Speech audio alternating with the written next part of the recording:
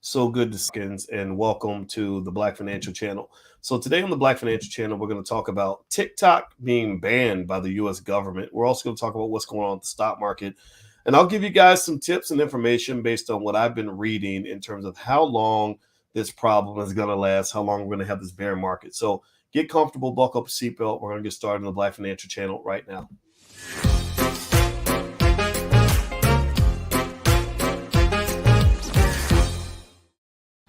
Hey, everybody. Welcome to the Black Financial Channel. That's theblackfinancialchannel.com. My name is Dr. Boyce Watkins. I'm your friendly neighborhood finance professor.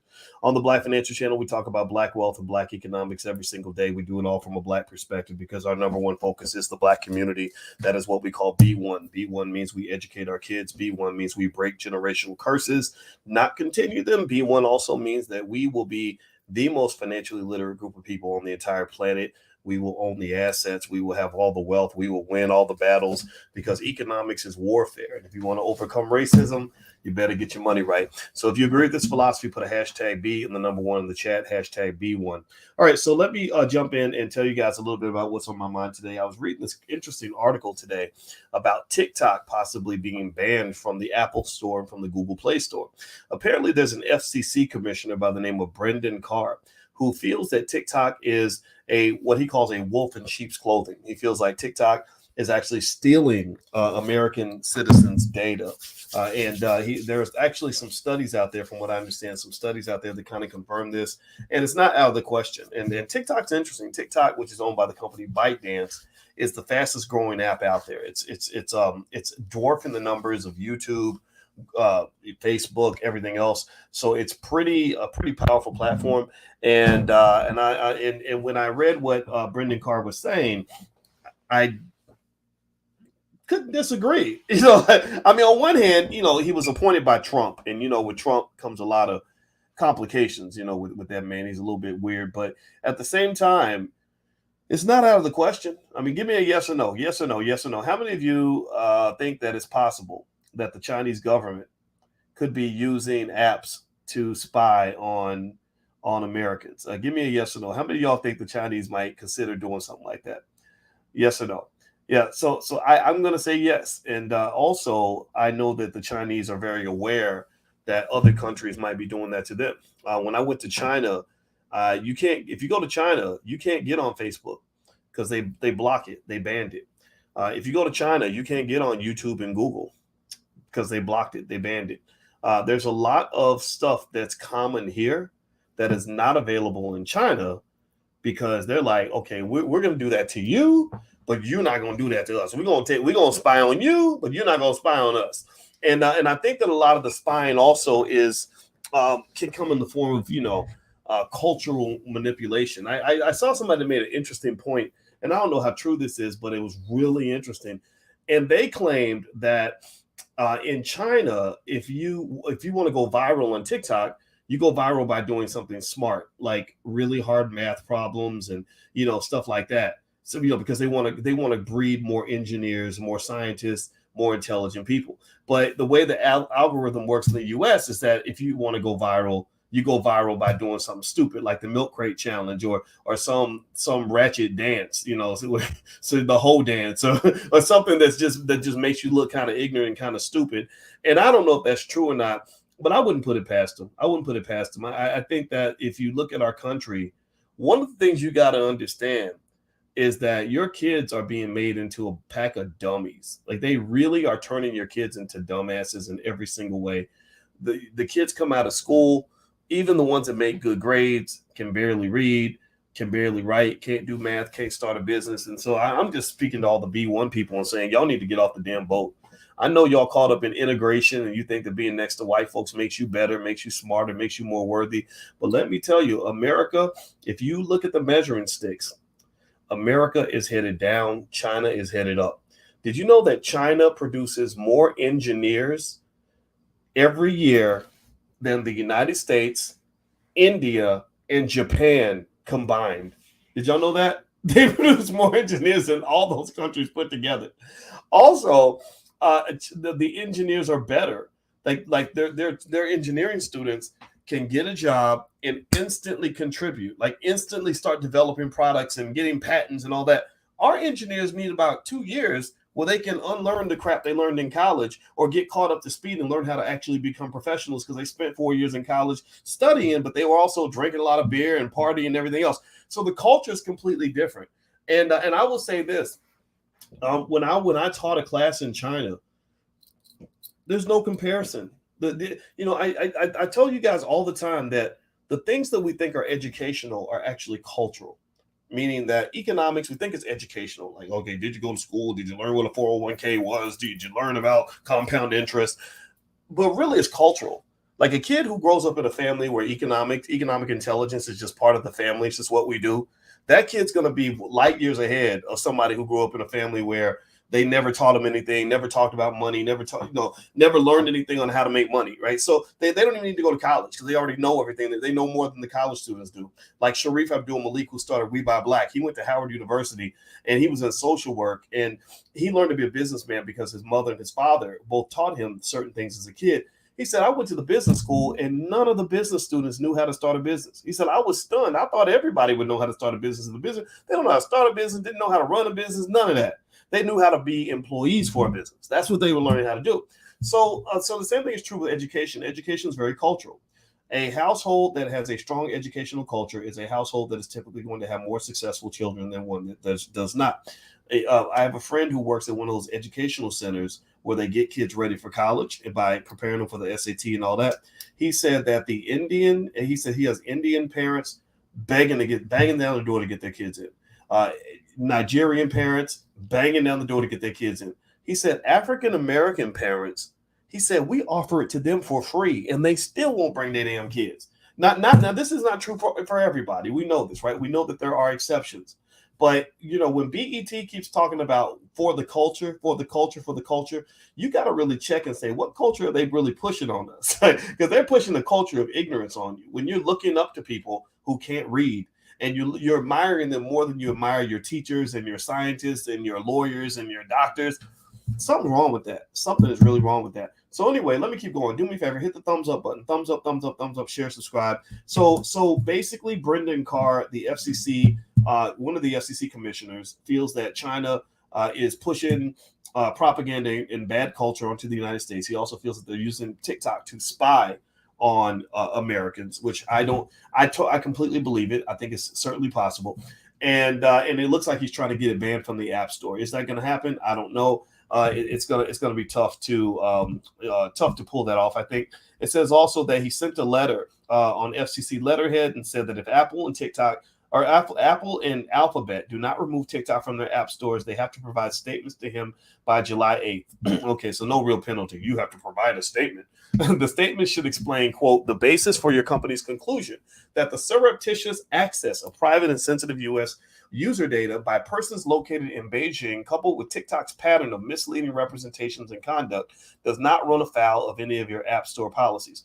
Now, Carr was nominated by Trump in 2018. His letter cited a BuzzFeed news report from earlier in the month that said recordings of TikTok employees' statements indicated that engineers in China had access to U.S. data between September 21st and January 2022. September of 2021, January 2022.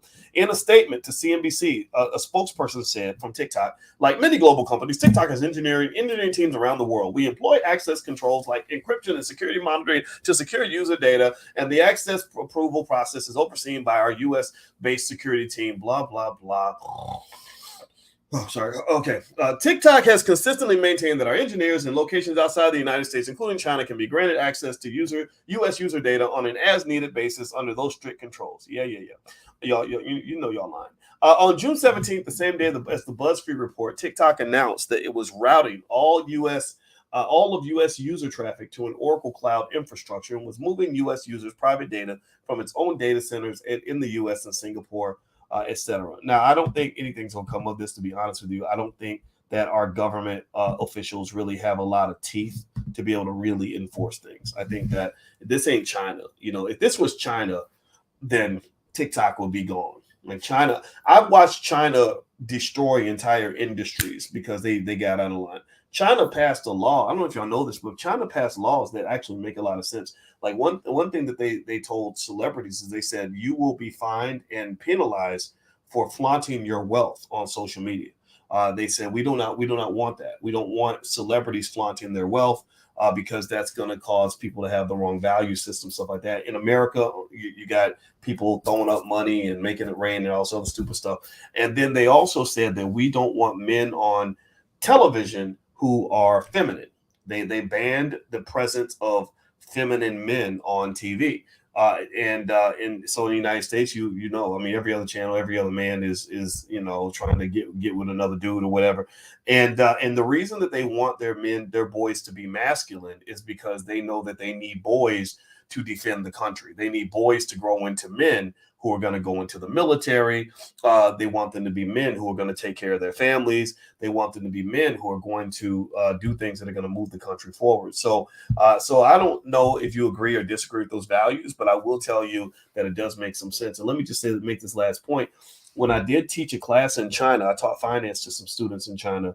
That was the best set of students I ever had in my life.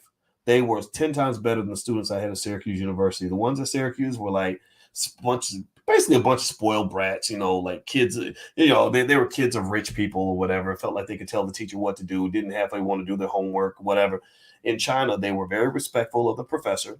They didn't care that I was black. Black skin is like a novelty. Like they'll stare at you. Like, people will be like, whoa, look at that. But it's not like, oh, get that nigger out of here. They don't, that's not what it was. And, but they were respectful of the professor. They hold professors in very high regard. They gave me the respect that you might give an ignorant rapper. Like a rapper with 8 babies, mom was like, I had that same respect that an ignorant rapper would get. And then also they wanted to be successful. They wanted to learn. They wanted to get better. And I remember just enjoying that teaching experience. And I really think that you have a big problem with American culture. That's just my 2 cents. Maybe I sound like a rambling old man when I say this, and I am. I'm 51. I'm not 31. I'm not 21. But at the same time, I think you got to look around and you got to look at some parts of this culture, and just the parts you don't want no parts of, just walk away from it, because it's destructive and it's very harmful, especially if you're black. Bad culture ruins black families. Bad culture creates trauma. Bad culture creates broken families. It creates baby mama-itis, baby daddy-itis. You put your kids through hell. It creates poverty. It creates ignorance. So you should not glorify the things that hurt you and then be surprised when those things keep popping up. Right? Do you understand what I'm saying? So I encourage you to just kind of analyze your culture. That's my 2 cents. All right. So I don't know if TikTok's going to get banned or not. We'll see. Also, just on a side note, the stock market is still acting a damn fool. This is actually the worst first half of the year since 1970. I'm reading a report here. They said, however, it's not so terrible. They said, first, you have to get away from the obsession over the calendar year. There are plenty of periods where stocks have fallen 20% or more over any 6-month period, including drops as much as 43%. And they show a long list of times where this has occurred. I'm not going to list them all. There have been 13 periods where the S&P 500 has dropped more than 20% since 1957. That works out to about once every 5 years. So what you're getting right now is a once in a 5-year kind of cycle. There's something else that jumps out of this data. Most of the 20% drops have occurred in the last 20 years, and the majority occurred around the Great Financial Crisis between 2007 and 2009. 7 of the 8 worst 6-month drops have occurred since 2002. So basically, Fed policy has shifted in the last 20 years, which is causing a lot more crashes. It's causing a lot more severe economic weather. Either it's super bright and sunny, or you're getting a thunderstorm. There's no in between half the damn time. And yet the S&P 500 is up 270% since 2002. So on one hand, while it's very sad to watch the market kind of just break down and take your money and piss you off, just don't forget, though, it's up 270% since 2002. So this means if you're a long-term investor, you ain't got nothing to worry about.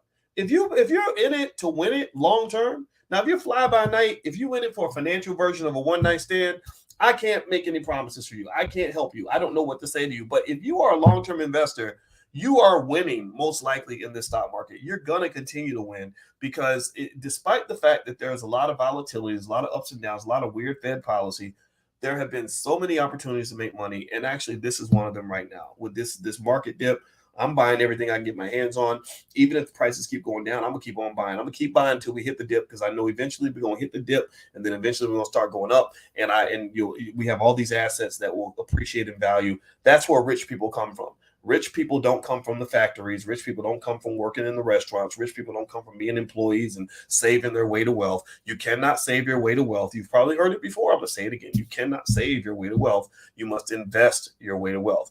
What does that mean? Well, if you're not consistently investing in something, I encourage you to start doing that right now. You're probably investing in other things that are non-financial. You're probably investing in your kids. Maybe you're investing in your health. Maybe you're investing in your education because you went to college or something like that. So you've always been an investor, but you got to also do the same thing financially because that's where wealthy people come from. Got it? Does that make sense? Give me a yes in the chat if that makes sense. All right, I gotta go. I got a doctor's appointment today. But anyway, guys, don't forget if some of you have expertise or experiences that would lend themselves well to an online course. And I can tell you the online education industry has really been taking off for the last 10 years or so, mainly because universities are charging way too much money. And there's tons of people, professionals and moms and all kinds of people that have experiences that that would work well for an online course. And you guys know we've done this in the Black Business School for many, many years. And it allowed us to create an alternative, basically a modern day HBCU that's highly efficient. It costs us far less to run our school than an HBCU, but we're far more effective. We educate people better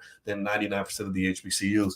Well, anyway, Danielle Leslie is a partner of ours. She's an adjunct faculty member, a visiting scholar in Black Business School. She's one of the best on earth at showing people how to set up online courses. She's going to do a free event in the Black Business School on July 2nd. If you'd like to join, just go to boycewatkins.com. Look at the top. It's just a course from scratch. And you can go in and join, and she's going to show you basically how to set your online course up in 30 days. So if you'd like to join that, just go to boycewatkins.com, or if you're on Instagram, hit the link in the bio. There's opportunities out there for you. There's money out there for you. Just keep on learning, keep on listening, and I guarantee you good things are waiting for you in the future because you're learning right now. All right, so anyway, take care, everybody. Have a wonderful day. I'm going to check back in with you guys a little bit later, and I love you, and I'll see you soon. Take care now. Bye-bye. Peace.